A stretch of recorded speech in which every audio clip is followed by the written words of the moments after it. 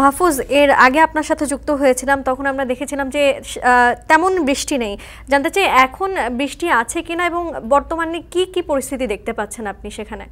স্বাস্থ্য এবং স্বাদের মধ্যে চমৎকার একটা ব্যালেন্স করে পীর প্রিমিয়াম আয়োডাইজড লবণ।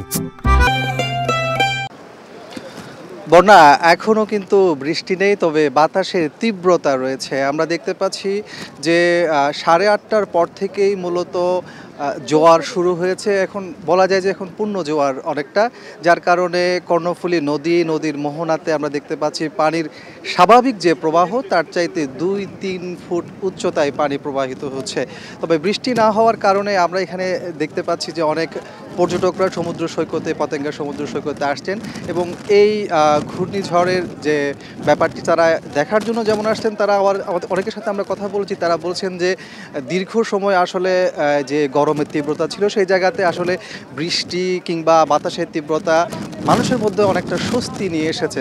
যদিও এই পতেঙ্গা তার আশপাশের যে উপকূলীয় এলাকাগুলো রয়েছে সেখানে আসলে এই বাতাসের তীব্রতা এবং দুপুরের দিকে আমরা দেখেছি পানির যে প্রবাহ বেড়েছিল সেই জায়গাতে জেলে পল্লীগুলোতে অনেকের ঘর বাড়িতে পানি ঢুকে যায় এবং অনেকেই তাদের প্রয়োজনীয় জিনিসপত্রগুলো, মূল্যবান জিনিসপত্রগুলো নিয়ে আশ্রয়কেন্দ্রগুলোতে চলে যায়।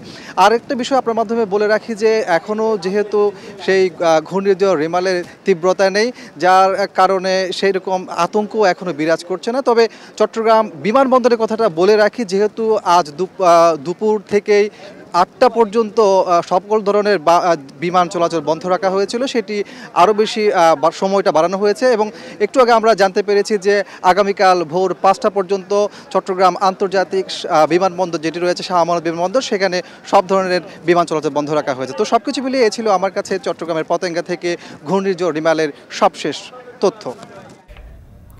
নাফি, যেটি কাজী মাহফুজের কাছে জানতে চেয়েছিলাম যে এর আগে যখন আমরা তার সাথে যুক্ত হয়েছিলাম তখন কিন্তু বৃষ্টি ছিল না, এখন আমরা যেটি দেখলাম যে সেখানে বৃষ্টি নেই এবং